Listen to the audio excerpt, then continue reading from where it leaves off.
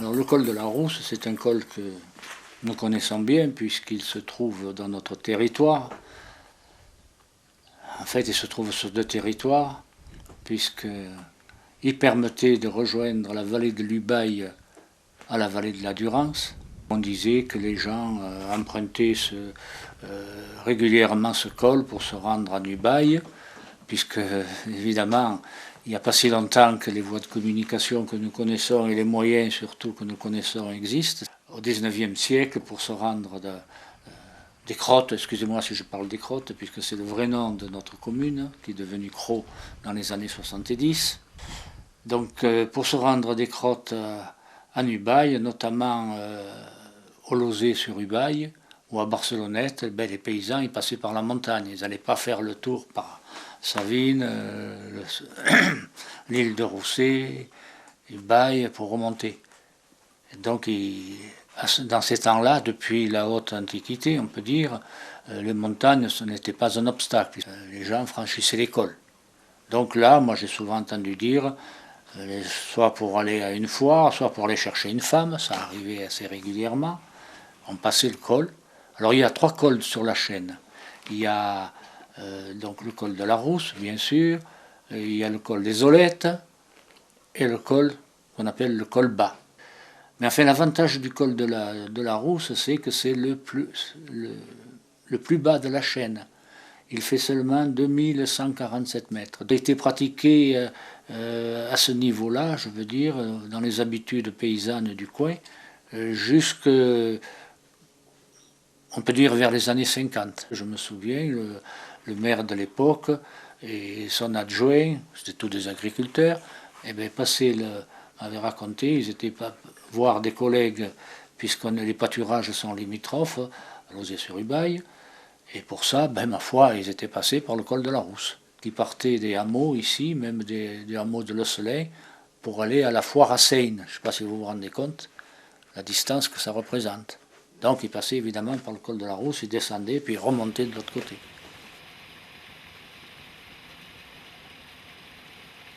C'est un col atypique. Il ne ressemble, j'allais dire, à aucun autre. Il est très varié. Premièrement, si vous partez sur le versant Ubaye, il y a intérêt à le faire le matin si c'est en été pour ne pas avoir trop chaud parce qu'il est tout versant sud. Mais là, on trouve toute l'échelle de la végétation méridionale en bas. On a du thym, on a de l'hysope, on a plein de plantes méditerranéennes. Et au fur et à mesure qu'on monte, on retrouve toute la flore alpine, avec des paysages qui sont sans arrêt changeants. Et pour arriver carrément au niveau du col, dans le col de l'Aiguille, sur la pelouse alpine, avec toutes ces floraisons et tout. Et quand on descend sur le versant embrunné, alors c'est un autre paysage tout à fait différent. Premièrement, une vue exceptionnelle sur la vallée de la Durance, sur l'embrunné. Et puis surtout, au point de vue géologique, on est un peu, comme je l'ai appelé dans ce petit ouvrage-là, je l'ai appelé un petit isoar, parce que là, on est dans des cheminées comme dans la casse déserte. Et puis on côtoie le fameux ravin du Bragousse, tristement célèbre pour ses méfaits en cas d'orage. Et après, on retombe dans le Mélézin, on retombe dans les pâturages de la Grande Cabane. Et au passage, là, c'est bien rare si on ne rencontre pas une horde de chevreuils et d'autres animaux sauvages. On s'aperçoit que ce col était beaucoup plus important que ce qu'on l'imagine, puisque c'était un col frontière. Ce pas de la Rousse, on avait d'un côté l'Ubaye, c'est-à-dire le Midi, la Provence, et de l'autre côté l'Embrunais, qui est devenu plus tard le Dauphiné, et plus tard encore le Royaume de France. Alors que l'Ubaye, la vallée de l'Ubaye, jusqu'au Lozé, c'est-à-dire au bas du col de la Rousse, exactement c'est ce qu'on appelle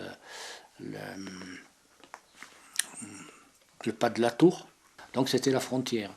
Et ça, curieusement, très anciennement, jusqu'au XVe siècle, à la fin du XIVe, c'était la Provence. Et puis les gens là-bas ont trouvé qu'ils payaient un peu trop d'impôts. Et un beau jour, ils se sont donnés au comté de Savoie. Alors le comté de Savoie, ben, ma foi, il allait jusqu'au pas de la Tour et il avait pour limite avec le Dauphiné ce col.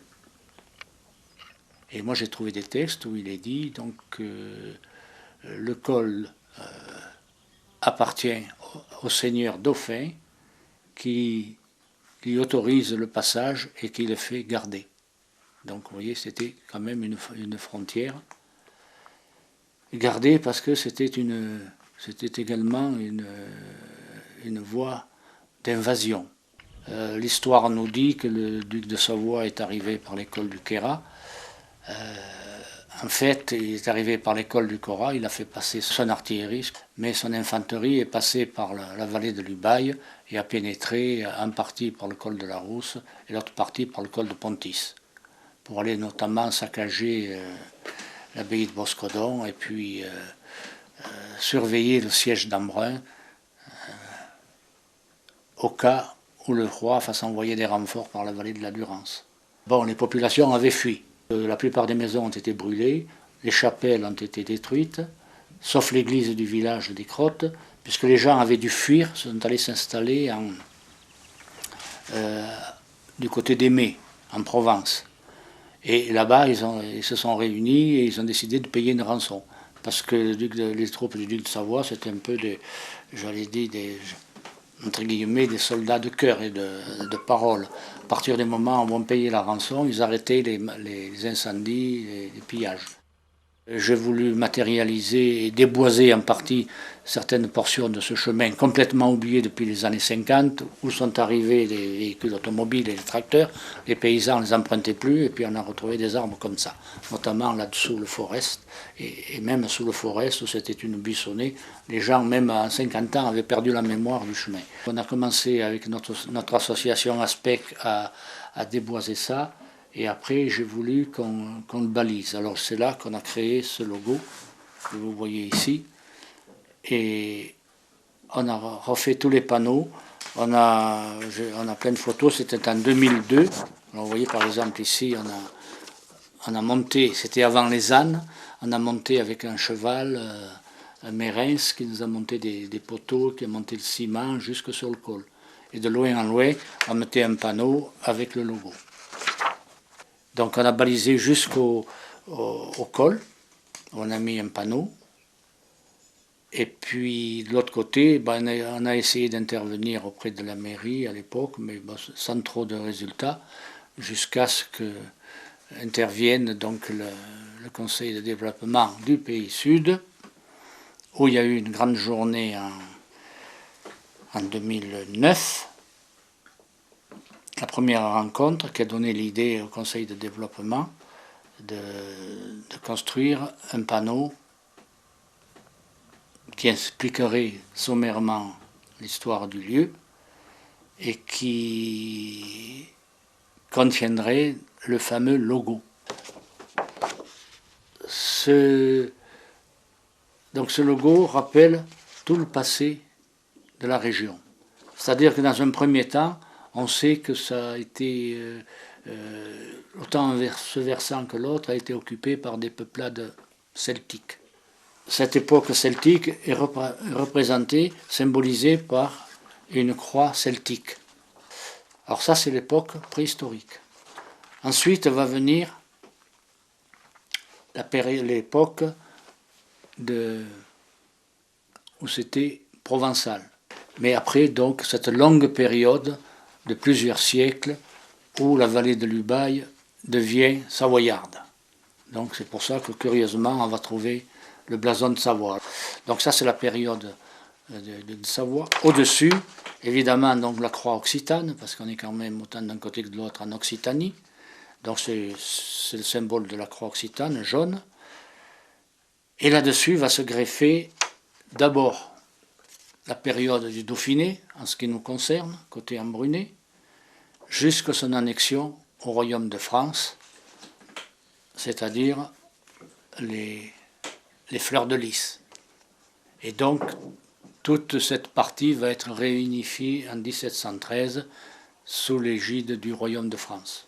Tout autour, sur ces panneaux, j'ai rappelé l'histoire du chemin, ancien chemin de Crau, alors entre guillemets les crottes, des crottes à Saint-Jean et la Montagne, et d'Embrun au Lozé à Nubail, par le col de la Rousse de 1147 mètres. Voilà. Grâce au Conseil de développement du Pays Sud, qui a confectionné un panneau là-haut sur le col qui résume l'histoire de part et d'autre, côté Levant, côté Occident, dans lequel ils ont intégré de façon solide, j'espère, ce logo qui est là-haut pour l'éternité. On espère que cette rencontre se pérennise et qu'on ait de plus en plus de monde, et surtout les gens de l'Ubaye qui commencent à découvrir cette perle de notre